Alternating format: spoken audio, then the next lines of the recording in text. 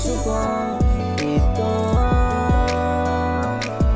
Wala na hahanapin pa ng iba, dahil ito lang talaga ang gusto ko. Naalala ko pa noong tayo mga bata pa, sabay maglalaro sa buhos ng ulan. Doon nagsimula ang aking nararamdaman, ang saya ng ating pagsasama,